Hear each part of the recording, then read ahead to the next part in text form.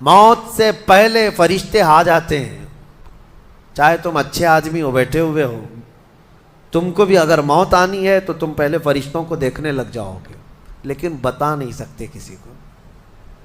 موت سے تھوڑی دیر پہلے فرشتے قریب آ جاتے ہیں. پہلے جماعت فرشتوں کی آتی ہے، پھر ملک الموت آتے ہیں. ملک الموت ان فرشتوں کے بیچ آتے ہیں. جیسے ہی یہ مرنے والا آدمی ملک الموت کو دیکھ لیتا ہے، پھر اس کے جسم میں کپ کپی طاری ہو جاتی ہے. اور ایسی کپ کپی طاری ہوتی ہے کہ کبھی پیشاب نکل جاتا ہے، کبھی پخانہ نکل جاتا ہے. اکثر دیکھنا مرنے والوں کی نجاست نکل جاتی ہے. ملک الموت کو وہ بہت قریب سے دیکھتا ہے، اور ان کی دو شکلیں ہیں. ایک بہت بھیانک شکل ہے، اس کو دیکھنا ہی عذاب ہے، اور ایک بہت خوبصورت شکل ہے، ان کو دیکھنا ہی رحمت ہے. وہ نیک بندوں کی روح نکالنے کے لیے جب جاتے ہیں تو خوبصورت شکل میں جاتے ہیں، اور جب گنہگاروں کی روح نکالنے جاتے ہیں تو بھیانک شکل میں جاتے ہیں.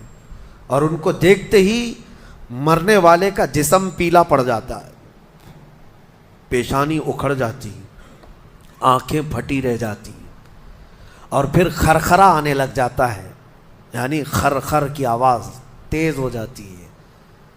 وہ بولنا چاہتا ہے اپنے پاس والوں کو، لیکن بول نہیں سکتا، بند ہو جاتا ہے. یہ وہ وقت ہے جب اس کے توبہ کا دروازہ بھی بند ہو جاتا ہے.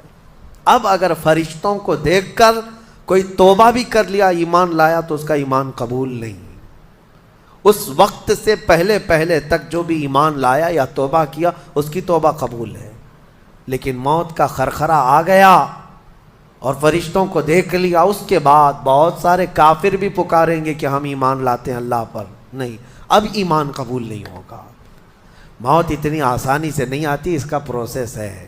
فرشتے آتے ہیں، ملک الموت آتے ہیں، پھر اس کے بعد اس کو گھور کر دیکھتے ہیں، پھر اس کو چت لٹا دیا جاتا ہے، یا جس حالت میں بھی ہے وہ گر جاتا ہے. کھڑا ہے تو گرتا ہے، بیٹھا ہے تو گرتا ہے، موت آنے سے پہلے لڑک جاتا ہے. یہ ضروری بھی نہیں ہے کہ آج میں اپنے آپ کو سنبھال کر بیٹھا ہوں. اگر میری موت آنی ہے، اسی کرسی سے گر جاؤں، اسی جگہ سے ہم گر جائیں گے. اور اس کے بعد ملک الموت روح کھینچنا شروع کرتے ہیں. پیروں کے ناخنوں سے لے کر، ہاتھوں کے ناخنوں سے لے کر، اس کے جسم کے ہر حصے سے لے کر ناک تک کھینچتے ہوئے لاتے ہیں. اور اس کے بعد جب پوری روح نکل جاتی ہے، وہ لے کر کے چلتے رہتے ہیں، اور مردہ ان کو جاتے ہوئے دیکھتا رہتا ہے. آنکھیں سب سے لاسٹ میں کھلی رہتی.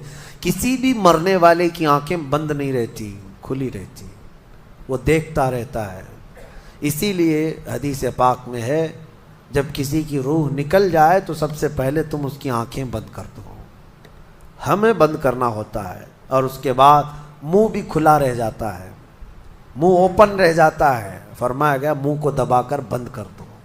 یہ سب نشانیاں ہیں میرے عزیزوں موت کی سختیوں کی. آپ کو پتہ ہے جب رسول کریم صلی اللہ تعالیٰ علیہ وسلم کی وفات آئی، اللہ اکبر، نزع کا عالم اتنا سخت تھا کہ بار بار حضور اکرم صلی اللہ علیہ وسلم کو پورے پانی کے مٹکے انڈیل دیے جا رہے تھے. 3 مٹکے حضور پر انڈیل دیے گئے موت سے پہلے.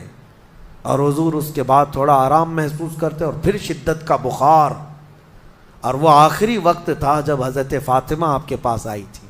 حضور نے ان کے کان میں بتا دیا، وہ رونے لگ گئی. کیا کہا تھا؟ حضرت فاطمہ کہتی ہیں حضور نے فرمایا، اے فاطمہ اب میں جا رہا ہوں، میرا آخری وقت ہے. پھر ایک دوسرے کان میں ان سے کہا، میرے خاندان میں سے سب سے پہلے تم مجھ سے ملنے والی. آج یوم فاطمہ بھی ہے، سیدہ کائنات کا آج یوم وصال ہے، 4 رمضان المبارک. تو رسول کریم صلی اللہ تعالیٰ علیہ وسلم حضرت عائشہ صدیقہ کے سینے سے سر لگا کر لیٹے ہوئے تھے. حضرت عائشہ فرماتی ہیں سنو، مجھے پتہ ہی نہیں تھا. حضور حضرت عائشہ سے زیادہ محبت کرتے تھے، اسی لیے آخر وقت میں حضرت عائشہ کے ہی حجرے میں رہنے لگے، باقی دوسری بیویوں کیا نہیں جاتے. حضرت عائشہ کہتی ہیں میں حضور اکرم صلی اللہ تعالیٰ علیہ وسلم کو کبھی مسواک دے رہی، کبھی پانی کے چھڑکاؤ کر رہی.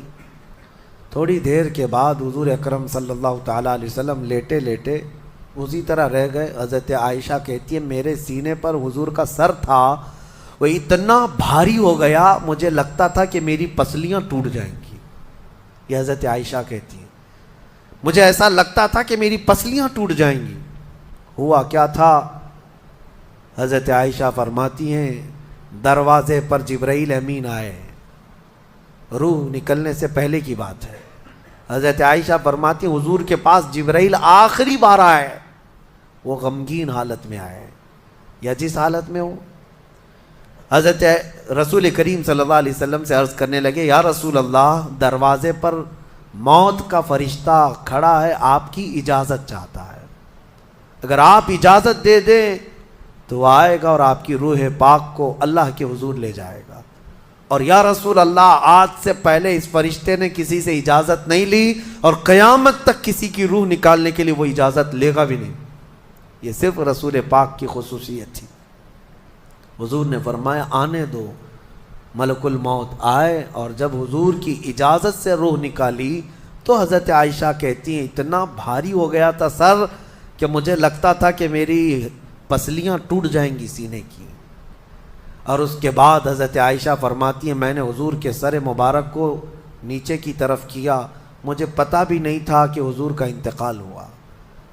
میں حضور اکرم صلی اللہ علیہ وسلم سے باتیں کرنے میں مصروف تھی، اسی میں حضرت ابوبکر صدیق حجرے میں آئے، پوچھا عائشہ کیا حال ہے حضور کا؟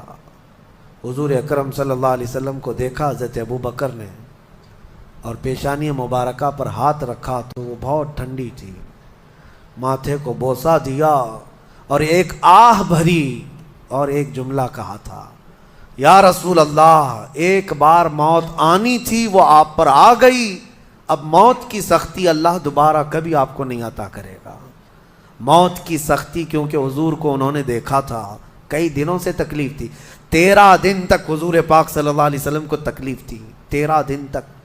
حضرت ابوبکر کہتے ہیں یا رسول اللہ، اب موت کی سختی دوبارہ کبھی نہیں آئے گی، جو اللہ کا وعدہ تھا وہ پورا ہو گیا۔ پورا کھل کر کے رو بھی نہیں پا رہے تھے ابوبکر صدیق اور اپنے اندر دبا بھی نہیں پا رہے تھے۔ موت کی سختی انہوں نے دیکھا اور اس کے بعد کہا اے عائشہ کیا دیکھ رہی ہو، اللہ کے رسول ہم سے رخصت ہو چکے۔ پھر انہوں نے آ کر مسجد میں اعلان کیا اے لوگو، اللہ کے نبی کا انتقال ہو چکا۔ اب مجھے یہاں یہ بتانا ہے اگر موت سے کوئی بچ سکتا تھا تو سب سے پہلا نمبر تو رسول اللہ کا ہونا چاہیے تھا، کیونکہ اللہ کے سب سے محبوب نبی وہی ہیں۔ جب رسول پاک صلی اللہ تعالیٰ علیہ وسلم کو بھی موت آئی تو میاں ہمارا اور تمہارا شمار نہیں، چاہے 100 سال زندگی مل جائے لیکن مرنا ضروری ہے۔ بہرحال یہ باتیں بڑی طویل ہو جائیں گی۔ موت کا تذکرہ اس لیے بھی میں زیادہ کرتا ہوں کہ حدیث پاک میں ہے مومنوں کو یہ تذکرہ کرو تاکہ ان کو گناہوں سے نفرت پیدا ہو جائے اور آخرت کے سفر کی تیاری وہ شروع کریں۔ اللہ کریم ہم سب کو دنیاوی خرافات سے محفوظ فرمائے، دنیا کی لذتوں سے اور یہ فانی خرافات میں مبتلا ہو کر آخرت بھولنے سے اللہ ہماری حفاظت فرمائے۔